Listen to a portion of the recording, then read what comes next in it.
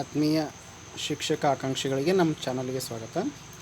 ಸ್ನೇಹಿತರೆ, ನೋಡ್ಬೋದು ಕರ್ನಾಟಕ ಸರ್ಕಾರ ಆಯುಕ್ತರ ಕಚೇರಿ ಶಾಲಾ ಶಿಕ್ಷಣ ಇಲಾಖೆ ನೃಪತುಂಗ ರಸ್ತೆ ಬೆಂಗಳೂರು ಅಂತ ಇದೆ. ದಿನಾಂಕ 3/6/2024 ರಿಲೀಸ್ ಆಗಿರುವಂಥ ನೋಟಿಫಿಕೇಷನ್ ಇದು. ಇಲ್ಲಿ ಏನು ವಿಷಯ ಏನು ಅಂತ ಹೇಳಿದ್ರೆ, 2024-25ನೇ ಸಾಲಿನ ಶೈಕ್ಷಣಿಕ ವರ್ಷದಲ್ಲಿ ಸರ್ಕಾರಿ ಪ್ರಾಥಮಿಕ ಶಾಲೆಗಳಲ್ಲಿ ಖಾಲಿ ಇರುವ ಬೋಧಕ ಹುದ್ದೆಗಳಿಗೆ ಎದುರಾಗಿ ವಿದ್ಯಾರ್ಥಿಗಳ ಶೈಕ್ಷಣಿಕ ಹಿತದೃಷ್ಟಿಯಿಂದ ಶೈಕ್ಷಣಿಕ ವರ್ಷದ ಅಂತ್ಯದವರೆಗೆ ತಾತ್ಕಾಲಿಕವಾಗಿ ಅತಿಥಿ ಶಿಕ್ಷಕರನ್ನು ನೇಮಕ ಮಾಡಿಕೊಳ್ಳುವ ಕುರಿತು ಅಂತ ಹೇಳಿದ್ರೆ, ಸುಮಾರು 35,000 ಹುದ್ದೆಗಳನ್ನು, ಶಿಕ್ಷಕ ಹುದ್ದೆಗಳನ್ನು ಏನು ಅಂತ ಹೇಳ್ತಾರೆ,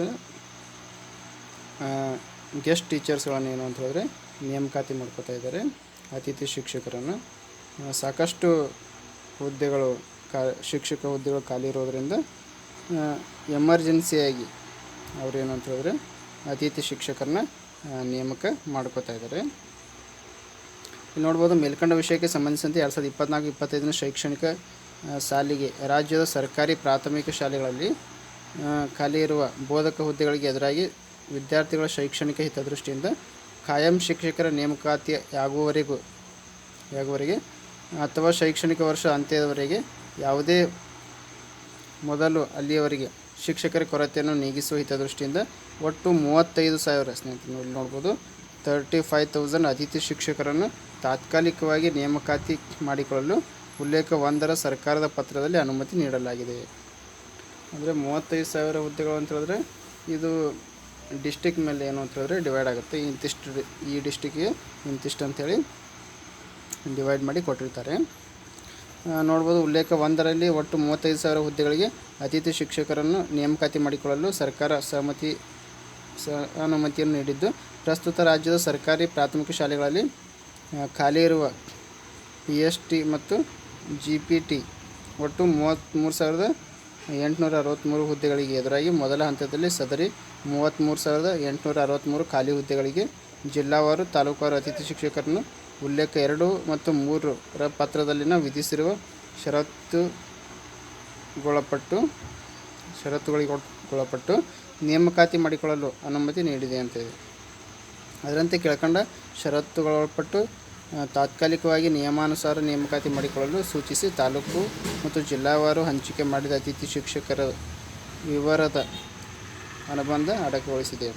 ಅಂದರೆ ನೀವು ಯಾವ ಥರ ಇದಕ್ಕೆ ಅಪ್ಲಿಕೇಶನ್ ಹಾಕಬೇಕು ಅಂತ ಹೇಳಿದ್ರೆ, ನೀವು ನಿಮ್ಮ ಹತ್ತಿರದ ಶಾಲೆಗಳಿಗೆ ನೀವು ವಿಸಿಟ್ ಮಾಡಿಬಿಟ್ಟು ಅಲ್ಲಿ ಮುಖ್ಯ ಏಕಶಿಕ್ಷಕರನ್ನು ನೀವು ಭೇಟಿ ಮಾಡಿ ಯಾವುದಾದ್ರೂ ಪೋಸ್ಟ್ಗಳು ಆ ಶಾಲೆಯಲ್ಲಿ ಖಾಲಿ ಇದ್ದಾವೆ ಅಂಥೇಳಿ ನೀವು ಏನಂತ ಹೇಳಿದ್ರೆ ನೋಡ್ಕೊಳ್ಬೋದು. ಏನಾದರೂ ಖಾಲಿ ಇದ್ದರೆ ನಿಮ್ಮ ಮುಖ್ಯ ಶಿಕ್ಷಕರೇ ನಿಮ್ಮನ್ನು ಏನು ಅಂತ ಹೇಳಿದ್ರೆ ನೇಮಕಾತಿ ಮಾಡ್ಕೋತಾರೆ. ಅದಕ್ಕೆ ಸಂಬಂಧಪಟ್ಟಂಥ ದಾಖಲಾತಿಗಳನ್ನು ನೀವು ರೆಡಿ ಮಾಡಿ ಇಟ್ಕೊಳ್ಳಿ. ನೀವು ಆಲ್ರೆಡಿ ಅತಿಥಿ ಶಿಕ್ಷಕರಿಗೆ ಕಾರ್ಯನಿರ್ವಹಿಸ್ತಾ ಇದ್ದರೆ ಅದಕ್ಕೆ ಸಂಬಂಧಪಟ್ಟಂಥ ನೀವು ಎಕ್ಸ್ಪೀರಿಯನ್ಸ್ಗೆ ಬೇಕಂತ ದಾಖಲಾತಿಗಳು ನೀವು ರೆಡಿ ಇಟ್ಕೊಳ್ಳಿ. ನೋಡ್ಬೋದು, ಮಂಜೂರಾದ ಖಾಲಿ ಇರುವ ಹುದ್ದೆಗಳಿಗೆದುರಾಗಿ ಅತಿಥಿ ಶಿಕ್ಷಕರ ನೇಮಕ ಮಾಡಿಕೊಳ್ಳುವುದು ಅಂತ ಇದೆ.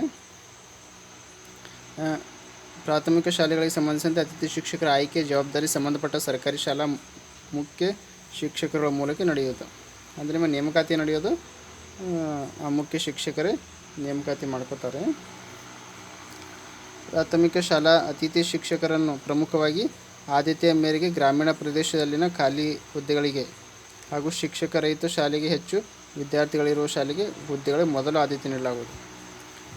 ಅತಿಥಿ ಶಿಕ್ಷಕರನ್ನ ಏನು ಅಂತ ಹೇಳಿದ್ರೆ ಆದ್ಯತೆ ಮೇರೆಗೆ ಗ್ರಾಮೀಣ ಪ್ರದೇಶದಲ್ಲಿ ಸಾಕಷ್ಟು ಹುದ್ದೆಗಳು ಖಾಲಿ ಇದ್ದಾವೆ ಹಾಗೂ ಮತ್ತು ಶಿಕ್ಷಕ ರಹಿತ ಶಾಲೆಗಳಿರ್ತಾವೆ, ಕೆಲವೊಂದು ಶಿಕ್ಷಕರು ಇಲ್ಲದೇ ಇರೋಂಥ ಶಾಲೆ, ಅಂಥವಕ್ಕೆ ಹೆಚ್ಚಿನ ಪ್ರಾಮುಖ್ಯತೆಯನ್ನು ಕೊಟ್ಟು ಶಿಕ್ಷಕರ ನೇಮಕಾತಿ ಮಾಡ್ಕೋಬೇಕು. ರಾಜ್ಯದಲ್ಲಿ ಶಾಲಾ ಶಿಕ್ಷಣ ಇಲಾಖೆಯಲ್ಲಿ ವಿಶೇಷವಾಗಿ ಪ್ರಾರಂಭಿಸಿರುವ ಸರ್ಕಾರಿ ಕರ್ನಾಟಕ ಪಬ್ಲಿಕ್ ಶಾಲೆಗಳು ಅಥವಾ ಬೆಂಗಳೂರು ಪಬ್ಲಿಕ್ ಶಾಲೆಗಳು ದ್ವಿಭಾಷಾ ಮಾಧ್ಯಮದ ತರಗತಿಗಳಿರುವ ಶಾಲೆಗಳಿಗೆ ಹಾಗೂ ಆದರ್ಶ ವಿಶ್ವವಿದ್ಯಾಲಯಗಳಲ್ಲಿ 100% ಅತಿಥಿ ಶಿಕ್ಷಕರನ್ನು ಆದ್ಯತೆ ಮೇರೆಗೆ ನೇಮಕಾತಿ ಮಾಡಿಕೊಳ್ಳಲಾಗುವುದು ಅಂತ ಹೇಳಿದ್ದಾರೆ. ಅತಿಥಿ ಶಿಕ್ಷಕರನ್ನು ಆಯಾ ಹುದ್ದೆಗೆ ನಿಗದಿಪಡಿಸಿರುವ ಕನಿಷ್ಠ ವಿದ್ಯಾರ್ಥಿಯನ್ನು ಪರಿಗಣಿಸಿ ಮೆರಿಟ್ ಆಧಾರದ ಮೇಲೆ ಆಯ್ಕೆ ಮಾಡತಕ್ಕದ್ದು. ಇಲ್ಲಿ ನೋಡ್ಬೋದು, ಮೆರಿಟ್ ಕಮ್ ರೋಸ್ಟರ್ ಅಂತ ಹೇಳಿಲ್ಲ ಅವರು, ಜಸ್ಟ್ ಏನು ಅಂತ ಹೇಳಿದ್ರೆ ಮೆರಿಟ್ ಅಂತ ಹೇಳಿದ್ದಾರೆ. ಆಯಾ ಹುದ್ದೆಗೆ ನಿಗದಿಪಡಿಸುವ ಕನಿಷ್ಠ ವಿದ್ಯಾರ್ಥಿ ಇರಬೇಕು, ಪರಿಗಣಿಸಿ ಮೆರಿಟ್ ಅದರಲ್ಲಿ. ನೆಕ್ಸ್ಟ್ ನೋಡ್ಬೋದು, ಅತಿಥಿ ಶಿಕ್ಷಕರ ಹಾಜರಾತಿ ವಹಿಯನ್ನು ಪ್ರತ್ಯೇಕವಾಗಿ ನಿರ್ವಹಣೆ ಮಾಡಬೇಕಾಗುತ್ತೆ. ಪ್ರತ್ಯೇಕವಾಗಿ ನಿರ್ವಹಣೆ ಮಾಡುವ ಅಂತ ಹೇಳಿದರೆ ನೋಡ್ಬೋದು, ಪ್ರಾಥಮಿಕ ಶಾಲಾ ಅತಿಥಿ ಶಿಕ್ಷಕರ ಗೌರವ ಸಂಭಾವನೆ ದರ ಮಾಹಿಯಾನ ಏನು ಅಂತ ಹೇಳಿದ್ರೆ 10,000 ಆಗಿರುತ್ತದೆ. ಗೌರವ ಸಂಭಾವನೆ ಆಧಾರದ ಮೇಲೆ ಅವರಿಗೆ ಪ್ರತಿ ತಿಂಗಳಿಗೆ 10,000 ಪೇಮೆಂಟ್ ಇರುತ್ತೆ.